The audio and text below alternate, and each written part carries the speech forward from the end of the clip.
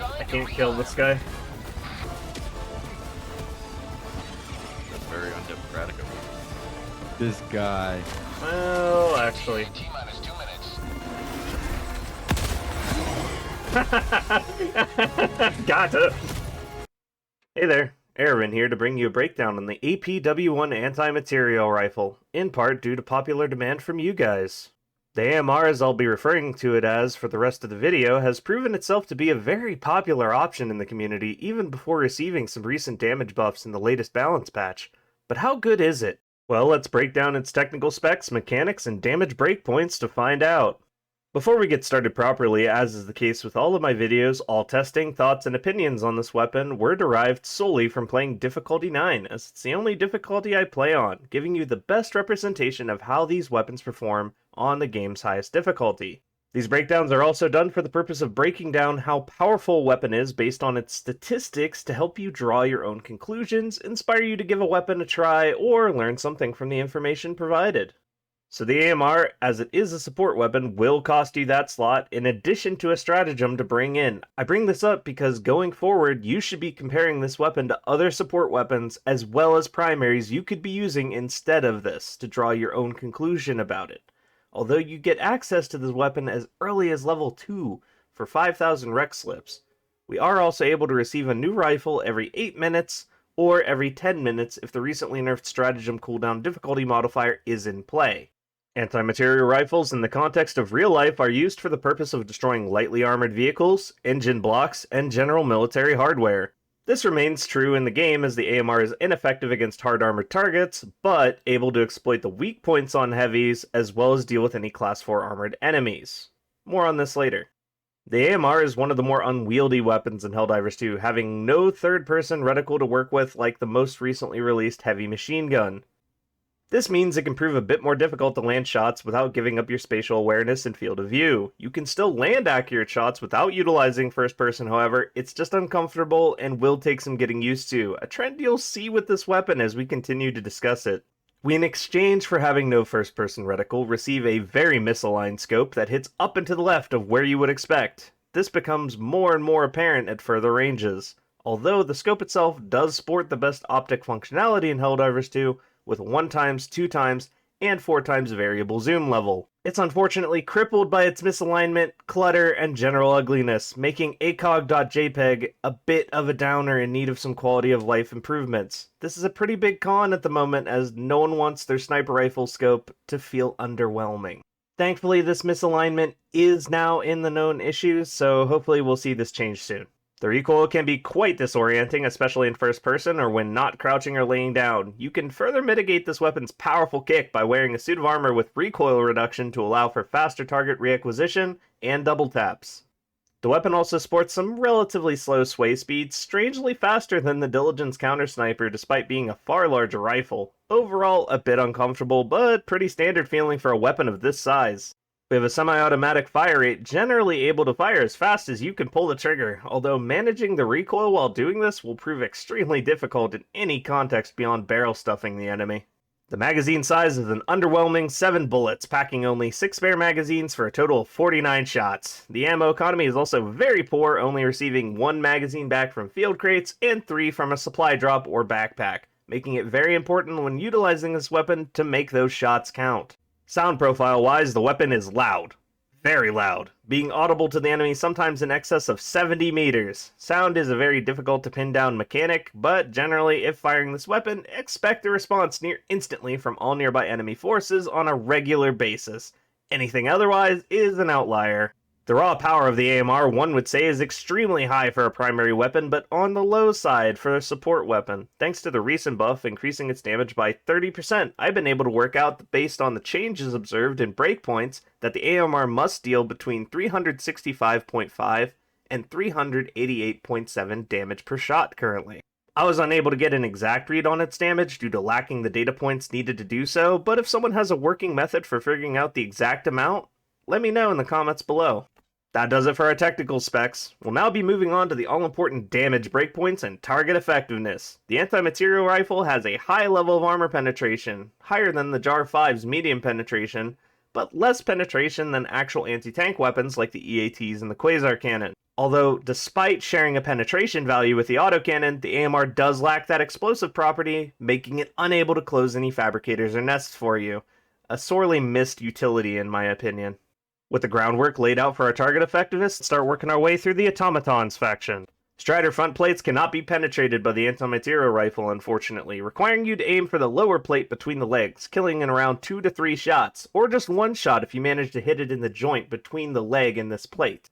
Either way, the rider will still be alive afterwards. Normally, I do prefer to view these weapons in a vacuum while doing these breakdowns, but I cannot help but mention here how this target is more easily dealt with by the Plas1 Scorcher, with its ability to penetrate through the plate with its explosion eliminating the rider. So if you brought the Scorcher as your primary, you are better off saving your ammo by using the Scorcher instead of the AMR for the purpose of eliminating Striders. To no one's surprise, the AMR does enough damage to instantly eliminate every light bot in the game when landing a shot anywhere but the arms, which they consider optional. The Berserkers are taken down in typically 2 to 3 shots anywhere, more consistently 2 shots when firing into their pelvic region. Although you will often find your 7-shot magazine is less than ideal for taking out their squad, it can, however, supplement your efforts to do so alongside your primary as needed. If a headshot kill is possible with these, I was unfortunately never able to make it happen. Seems reasonable to me that the torso and head health may actually be combined. As I'm no longer able to test against the automatons due to them being pushed out of the galaxy, this will be my one theory in the video. Devastators are taken down in 2 shots to either leg, 2 shots to the torso, 2 shots to the heatsink on the back of the heavy Devastator specifically, or 1 shot to the head to either of them, making the Devastators a pretty favorable target for the rifle in the hands of a skilled user, able to repeatedly swap targets and click heads for a very low theoretical TTK against this very common threat. Gunships, a relatively new threat in Helldivers 2, are taken down in 5 shots to either thruster, which is far from the worst solution for them. But it is a bit of a shame you'll be reloading between taking them down, while as many as 4 can spawn from a singular fabricator. Would definitely be a lot more comfortable if we had 10 shots instead of 7 here. Tanks and cannon turrets are brought down in 6 shots to the heatsink, but are otherwise unaffected by the AMR, meaning this is another good target to utilize the Scorcher instead if you have it available, as it handles these targets in 1 magazine each, saving your precious rifle ammo. Hulks are unaffected by hits to its body from the AMR, but the head is destroyed in just 2 shots, making this one of the most rewarding yet difficult double taps in the entire game. When firing on its heatsink, you'll destroy the Hulk in just 3 shots as well, which is also pretty solid. The recoil resistant sets are also particularly useful for making the double tap much easier. Just remember that the AMR has very little staggering power here, so the Hulk will fight back between those shots often if in range. So, make your shots count, and make them count quick. The Factory Strider avoided my games and testing sessions all the way up until the automaton threat was thrust from our galaxy for the first time, ushering in a new age of peace on the Western Front that lasted all of 1 weekend. Good work out there, everyone. If you have the info on how this weapon handles this evasive threat, then feel free to comment it down below for us. That does it for the automaton, so let's move on to the Terminids. Obviously, it can be a bit difficult to use a bulky sniper rifle during the often close encounters you find yourself in regularly during Terminid missions. But with some practice, point firing the weapon isn't all that bad here, considering the target's heads are often actually a pretty decent size, meaning despite lacking a reticle in third person, you'll find yourself landing quite a few headshots regardless. You could also always decide to bring a jetpack to allow yourself easier access to elevations, which make you a very difficult target for the vast majority of the bugs, leaving you some relative safety to utilize your scoped rifle properly. So for the sake of being thorough, here are the Terminid breakpoints. First off, scavengers, hunters, and warriors are all taken out with 1 shot to their bodies or heads, no further questions asked. For these targets, the Anti-Materiel rifle does in fact dematerialize. Just make sure your aim is on point, as limb shots will not result in a kill. And don't get carried away, as there are plenty more of these crawling around than you have ammo in reserve. Hive guards are taken down in 1 shot to their head region, which resides low on their front faceplates, or otherwise 2 shots to the plate or 2 shots to their body, making this a very comfortable target for the AMR as they approach particularly slow, giving you ample time to hit your shots. Stalkers are dealt with relatively easily due to them offering themselves up for a barrel stuffing. You can bring them down in as little as 1 headshot, or at most 3 body shots. Stalkers certainly lose the damage race against the AMR while wearing a personal shield generator here. Bile spewers and nursing spewers are thankfully light work for the AMR, dropping in just 1 headshot each, or 3 to 4 shots to their backsides. Their heads are also a reasonable size for landing shots from third person, making this a pretty comfortable enemy to take on. Shriekers, yep, 1 shot, 1 kill anywhere. Although they are quite fast and numerous, making them less than ideal. Probably best left to your primary despite the 1-shots, just to save on ammo. You are also able to destroy the Shrieker's layers with this weapon, although it's gonna run you 15 shots each. I would not recommend using it for this. Have someone else handle it that brought a Quasar cannon. Brood Commanders are a bit tricky. Shots that land in the left or right side of their heads seem to result in requiring a second shot to bring them down, but a shot near the dead center will decapitate, forcing a bleed out animation nearly instantly.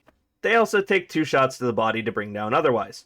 This was one of my favorite targets during testing, as many primaries do not handle these nearly as swiftly. The rather large heads also make for a very comfortable target while in third person.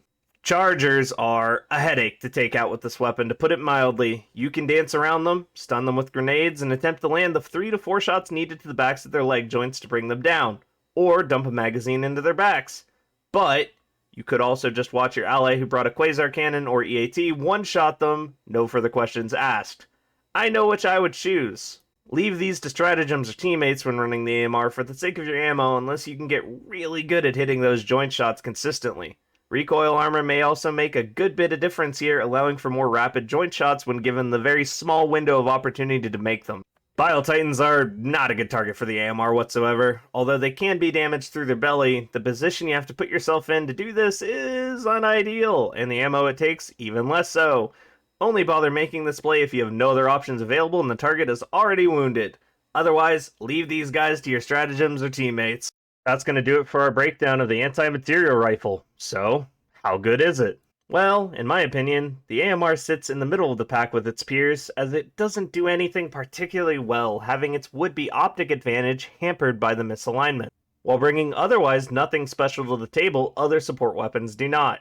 It can shine in the hands of a skilled marksman able to click heads on demand, but the ergonomics, magazine size, class 4 pen, and only just above primary level damage doom the weapon to mediocrity for most players. It is very fun to use though, and hitting your shots is satisfying, as is the case with any big video game rifle. So despite the mediocrity, I do still enjoy the weapon on occasion. Hoping to see some quality of life brought to this weapon soon though. Thank you for watching till the end, and have a wonderful day. See ya. And now, another helpful tip from General Brash.